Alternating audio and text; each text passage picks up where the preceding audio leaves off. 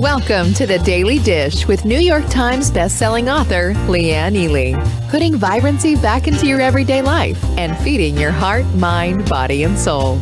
Join us every day at 1 p.m. Eastern for Motivational Monday, Tuesday's Tip, Wise Woman's Wednesday, Thirsty Thursday, Food Fight Friday, and of course Q&A, where no question is off limits, and Soulful Saturday. Here is your host, Leanne Ely, and The Daily Dish.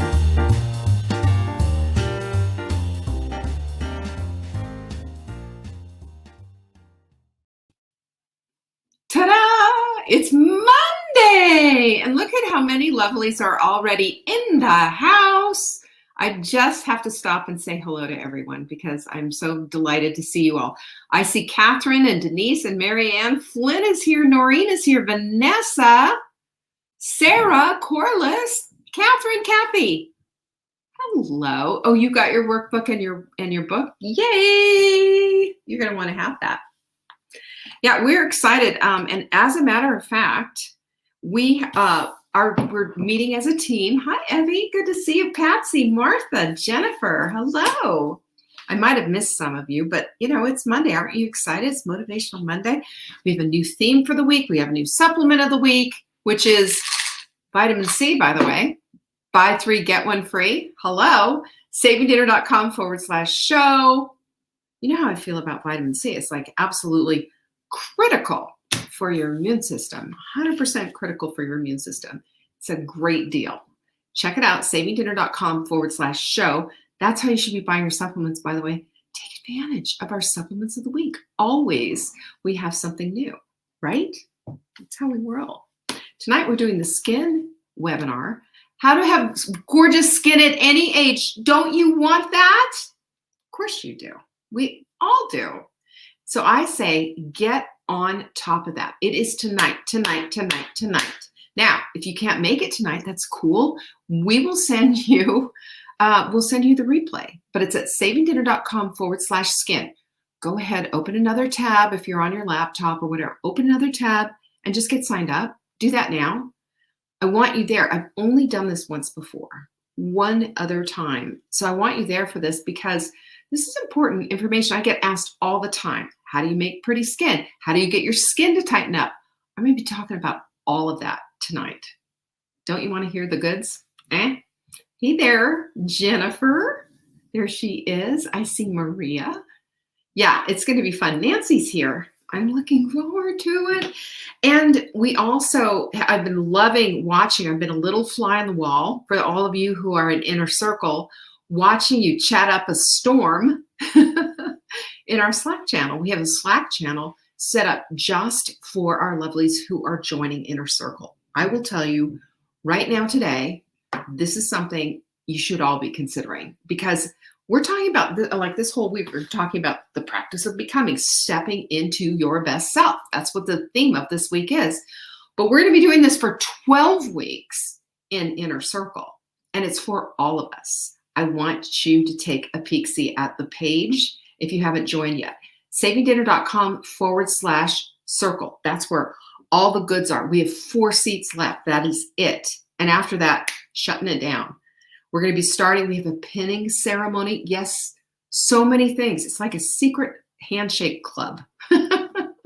I am telling you, whatever it is that you're working on or want to be working on, and whatever it is that you see as like, this is my next step. This is the thing that I'm thinking about.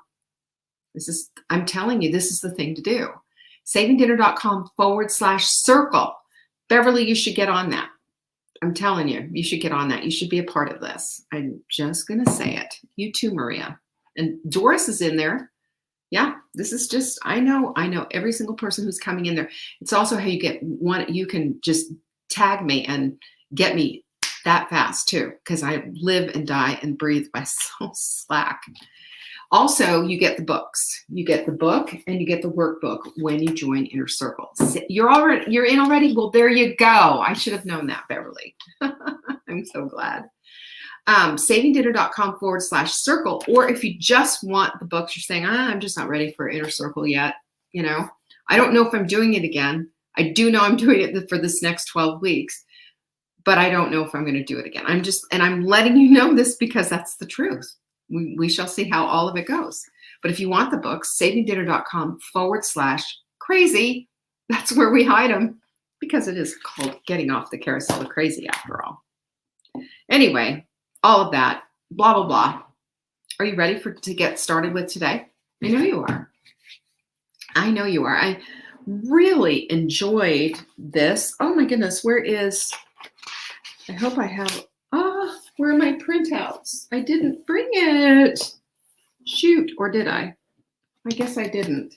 Well, I was going to read you Kurt Vonnegut's. I guess I didn't bring it. I guess I left it upstairs on the printer. Well, that was dumb. Kurt Vonnegut wrote an interesting letter that I wanted to read to you because I thought it was so exciting, such a good letter. And it sort of spurred me on into this whole impetus of why I wanted to do this, why I wanted to even go there with this idea of practice of becoming. So Kurt Vonnegut answered a high school kid. This teacher challenged their class to write their favorite author and to persuade them to come to the school, right? So Kurt Vonnegut, okay, this is before he died. He passed away in 2007. So in 2006, he gets these letters, and Miss Ludbeck's, I think it was her name, in her class, 4 of her students all picked Kurt Vonnegut and sent these letters. And so he says something along the lines like, this old codger, I'm an old geezer, and I don't much go out and do public appearances anymore because I'm resemble an iguana. I thought it was hilarious. And he had this whole thing in there. He was 84 at the time, about becoming. He says, practice becoming.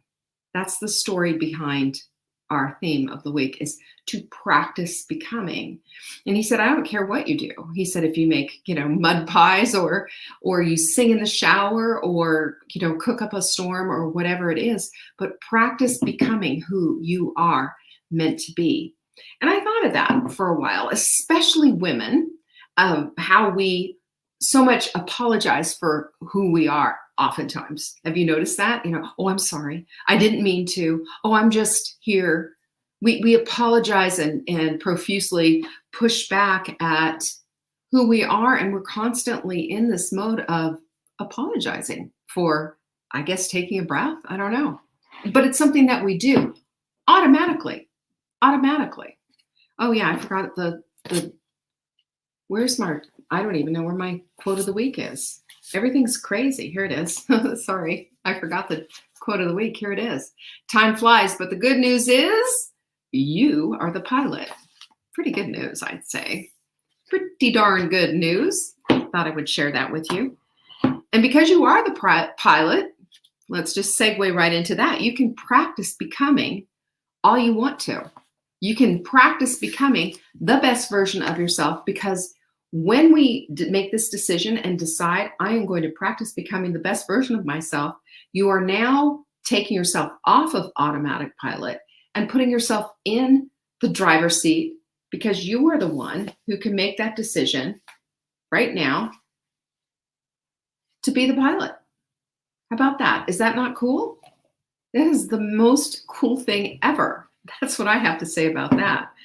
Because we have to recognize and understand that success isn't a single event. It's not just like until you get to here. We have a series of successes in our lives.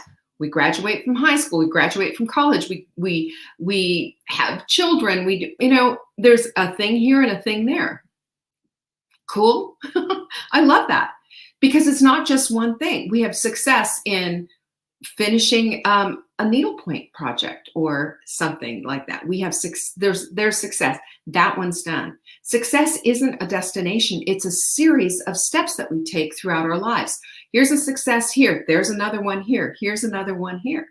It's not just about the big goal. It's about all of the goals and meeting them each way. That's how you become. That's how you become and get to practice becoming. Because when you practice becoming, this is how the real you bubbles up to the surface. And we can maybe stop apologizing for ourselves so much. Have you noticed that we do that? I've noticed that we do that. I noticed that I've done that. Oh, I'm so sorry. I didn't mean to. Oh, and constantly. Now, there is, there's proper times, of course, for apologizing, but not all the time. Not for just our mere existence, having this idea that I've got to be apologizing all the time. It's crazy. Yes, yes, yes. And Sarah, wait till you hear what I'm going to say, because practice, I was just going to say this. This is so funny. Sarah said, I love practice becoming because it takes the pressure off of us recovering perfectionists. And have you ever heard the saying, practice makes perfect? Well, strike that and let's go with practice makes excellence, because it does. When we put into practice the very things that we want into our lives, we practice long suffering, shall we say, practicing our patience, we practice meditation. Doctors have practices. Practices are a yoga practice are just mean expressions of is what they are. And also you just keep doing them and doing them. And again and again and again. Ballet there's this, and we rehearse and we're constantly doing it again and again to the best of our ability. And that doesn't mean that, we get to this nirvana of perfect. It just means that we get to do it excellently, and we get to do it in our time and the way we choose to show up. Same with our lives. Same with our lives. And when we are in this place and we've discovered, oh my gosh, I'm the pilot. How do you like that? Then we can certainly sit in that seat and steer that plane to exactly the place that we want to go and the woman that we want to become. That's absolutely crucial. So we understand then that success is not one single event, but rather events that we have throughout our lives. We're always in the practice of becoming. And Kurt Vonnegut basically said, becoming who you want to be, so you might as well get good at becoming and learn how to enjoy it. I'll read that letter for you tomorrow because it's worth the chuckle. He's such a poignant writer and just hit the head just right. So I believe to practice our best self, to become our best self, we've got to step it up on several things. And I've created this master list that I'm going off of, and I'm using my own life as, that's my template right there. That's kind of the thing. And the first one is, I've already alluded to it, is to stop freaking apologizing all the time. Because I've noticed I do that. Oh, I'm sorry, I didn't mean to. Oh, I'm sorry. Maybe I said, oh, thank you for being patient with me. Instead, I'm sorry for being late. How about thank you for being patient with me? See what I mean? Steering the boat a little bit different. Sarah says, I also love practice because it's for us. It's not a performance for other people. 100%. 100%. When we are performing for other people, when we put ourselves perpetually on a stage, we're not becoming. We're chameleoning, being a chameleon. We're dancing for others. It's quick draw McGraw and the, dance, kind of shooting at the feet of. That's not dancing for joy. That's doing for others. So here, look at me. I'm so good. I'm this, I'm that, No, that isn't becoming. That's just being and showing up for everybody else and not showing up for yourself. And I think there's a lot of times where we don't even recognize that we do this. We were basically taught, to perform for others, put a happy smile on your face, if you can't say something nice, don't say anything at all, which is true, but maybe it's time to speak up. Maybe it's time to say something and stop pretending. Because when we're pretending, we're not being our authentic selves. We are not becoming the very best of who we can be.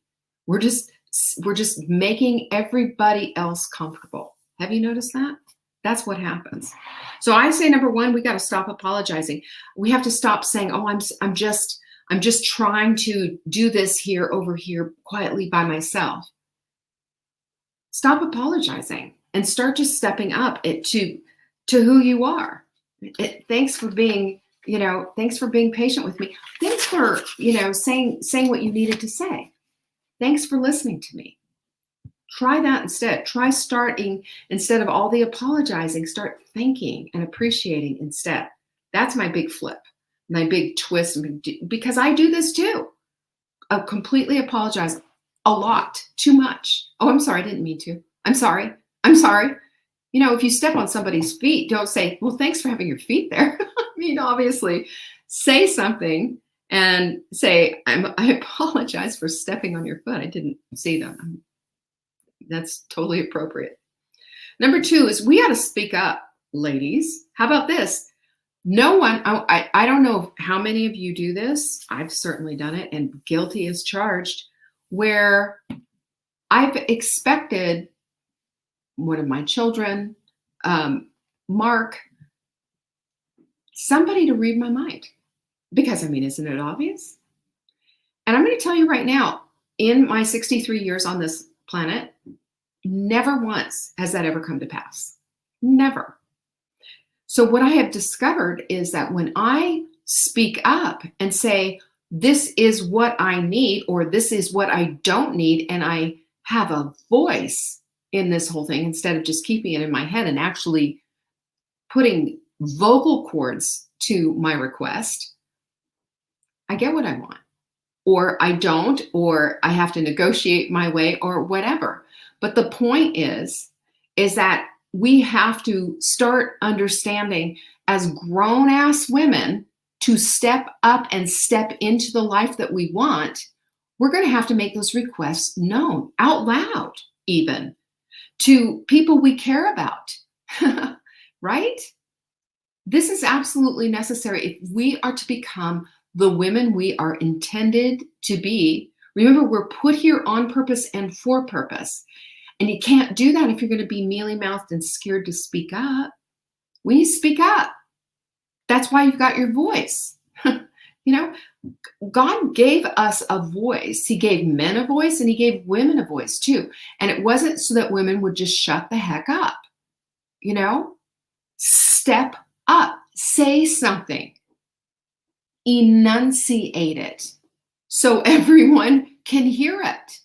That doesn't mean you have to go stand on the rooftops and yell, I am woman, hear me roar, giving you old Helen Reddy throwback there. You don't have to do that. Maybe you want to. Maybe it's time. I don't know. But do you have a voice in your life? Are you expecting people to mind read for you? Are you letting people know what your needs are and what you don't want? Are you? It's time. Yeah, grown-ass woman. You betcha, Beverly. So speak up. That is number 2. Number 3, stop automating your yes and no. Oh, this is a biggie. What do? We over-volunteer. We over-apologize too, but we also over-volunteer. Oh, yes, I'll do it. Yes, I'll help. I will go and make copies and stand there and make copies for 150 kids. I'll go and do this. I'll do that. Maybe you should instead say, I'd love to help, but let me think about that. I'm going to see if I have time for that. That might be a good idea. Or maybe somebody has said, hey, do you want to come to, X, Y, and Z thing and be a part of this group that we have? And you said, no, I just couldn't. Stop automatically saying no because it's scary. Stop automatically saying no because it's pushing you out of your comfort zone. This is how we grow. This is how we become, by stopping the automation process on all these things. Because there are times in our lives where we have to start saying yes and really mean it. Let your yes be yes and your no, no. You heard that one before? We need that. We have to do that because we can't just, how about maybe a lot of you out there have grandchildren. Maybe the kids just said, hey, Mom, can you take the kids for the weekend? And you had plans. Well, okay. Maybe you say, no, I've got plans this weekend. And what are we going to do? Because it's about you, This is how we become, and this is how we take our place rightfully in this world and stop shrinking back from who we're supposed to be. That's how you get to use your voice. That's how you get to use your talents and your time. That's how you get to be here on purpose and for purpose, because you're not afraid anymore. This is big stuff, Stop automatically, feel selfish? Oh, Lisa, I haven't even gotten to the selfish part. Hold on, put your seatbelt on, sister. We're going in. And number 4 is, I just want to say this, speaking of selfish, self-care isn't selfish. Self-care is the thing that you need to do for yourself so that you can be yourself. If you're not taking care of yourself, are there going to be people standing outside, lined up outside your door, knocking on the door saying, hey, can I help you take care of yourself? Absolutely not. I've never had that happen to me. If I don't schedule something and do something for myself, it's not going to get done. I keep saying I want to go get a manicure. And today, what did I do? I took out the clippers and just knocked all these babies right off my fingernails. Didn't take care of myself. I want to do that, but I haven't done that. So guess what? You know why it's not there? It's not on my schedule. My self-care is going to get in there. I'm going to get in there. I am going to do this for myself. It's a little self-care thing. It's not a great big deal. And it doesn't need to be, but I count, I matter. And if I'm going to become the best version that I want to be when I grow up, if I ever do, then I'm going to damn well have to go make a little appointment and go get my nails done. It's not, my manicurist isn't going to call me up and say, hey, it's time, girl. You haven't done it in a while. I'm the one who needs to step up and do the thing. Whatever it is that you decide that you need to do, your self-care isn't selfish and no one's going to do it for you. It's time for you to step into that wonderment of loving yourself enough to do the self-care things you need to be doing. Drinking enough water, moving your body, getting your nails done, and sitting in a tub and sipping a glass of wine, maybe by candlelight with some beautiful music, right? Patsy says, I choose me, and Pinky's up for that. Pinky's up. I choose me too, because you count. Yes. Yeah, right. Oh, gosh, good one. Sarah says, it seems like we have an aversion to the word self. No. Selfish is a weird word because it means being all about yourself. And there are times we have to be selfish. We have to be about ourselves. If we're not, what's going to happen here? If we're not about ourselves, nobody else is going to be about ourselves either. So yeah, maybe it does seem selfish to stop at automating your yes and no. Maybe it does. And putting yourself first on some of these things, maybe that does seem selfish. But we've laid down everything, a lot of us, for children, for our spouses, we picked up and moved. I moved, when I moved to North Carolina, I moved sight unseen, picked up and moved 2 little kids. Sure, I'm going to do that, because for the better good, for the better good, for the better good. And I did it all the time, I did it all the time when my kids were little. I mean, all the way up until all of a sudden that day that I told you about in the dressing room with a nursing bra on and my children are teenagers. That's how bad it had become. So if I'm going to become the very best that I'm going to be, I'm going to choose the pretty underwear. I'm going to choose myself. I'm going to spend the money and do something for myself. I'm going to start seeing myself from that lens that self-care isn't at all selfish. It's necessary. 100%. And those little things that we do for ourselves, these little things just say, you know what? I care about you, Leanne. Look at Jenny's fingernails. She always has beautiful fingernails. Why? She does. That's her self-care thing. She goes and gets her mani-pedi. She does all the time. And, she'll put a little side. I'm going to go get a mani, but whatever. I'm always like, yeah, you go, girl. We got to go out there and do that too. We have to put ourselves into the picture. This is what we do. And number 5, I've got 5. Stop accommodating immaturity and arrogance.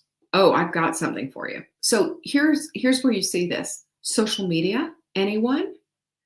Have you ever had and I've done this a couple of times, and now I've opted myself out of this, where you've had a conversation with somebody who sees something diametrically opposed to you. You know, you're going to have this like conversation. Why? Why would you invest your time in this kind of a thing? It's this close to becoming a troll. You know, it's like, it's why I won't. Once upon a time, I did. You know, I dipped my toe into something a little political or a little, and now I'm all about rainbows and kisses and puppies and all of that, because I am not about to engage anyone in a conversation if we are in this diametric opposition. Why? What's the point? Am I helping anything or furthering a cause? Absolutely not. My little tiny corner of the world, I choose to light it up with light and love and empathy and caring. I don't need to prove anything to anyone. I finally got to that place. So the arrogant, posts that you see of people make it like, suddenly everybody's, an expert on COVID-19, Oh, I see all of it all the time. And I don't engage in the discussion. No, it doesn't do a thing for me. It doesn't add to helping solve the world's problems. And I don't need to stand on a rooftop and announce how I feel about all of this. I do not. You know why? Because I am living my true self. I'm living my life as best that I possibly can. And my example of who I am, that's enough. That's enough. And you know what? You go on my Facebook feed and you're going to find nothing but love and sunshine and roses and skip to the my Lou, my darling. That's it. Not going to see anything else. If it adds to the controversy, I won't add to it. I won't be a part of it. And if I see something, I'm scrolling and I see somebody and they're starting to get into it, because you should see in my wellness world, they're everywhere. They're on one side and way on the other. And I'm just like, oh, my head's going to explode. I'm just going to leave it alone. Keep walking. Also, think about this too. How about, this would be my family. Well, not my immediate, my children and my little lovey-dovey circle, but outside of it, we have people who don't get along, So I read about this woman who, she would have 2 birthday parties, one for this group of the family and another one for this group of the family over here. Stop accommodating that nuttiness and instead invite them both. And if they're going to Hatfield and McCoy's, kick them out, have them do it somewhere else, but stop accommodating arrogance and immaturity. If they can't control themselves at a birthday party, it's crazy. Becoming your best self means you are unapologetically you right now. And you know who that is. You're not squashing her down into a box. You're not shutting her up and telling her not to say anything or rock the boat. Sometimes the delivery needs a little help. Sometimes we need to soften the edges a little bit. That's me right there. I admit it.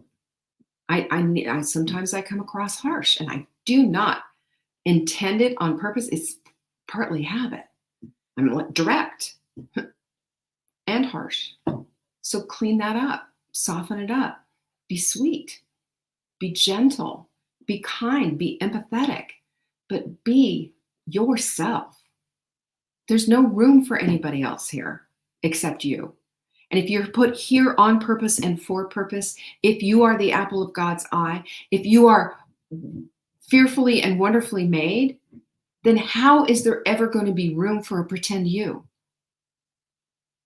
God put you on this earth to do something, And sometimes it's a little something over here and a little something over there. And sometimes our purpose changes as our lives change. And we have success here and we have success there, just how it is. Things progress. That's how life is. We get older. And hopefully we get wiser too. And we recognize when we're not being authentically 100% who we are. So that's why this whole week we're going to be talking about the practice of becoming and becoming who you authentically are. Because when you start stepping into this, you're going to start stepping into your very best self. Put here on purpose and for purpose.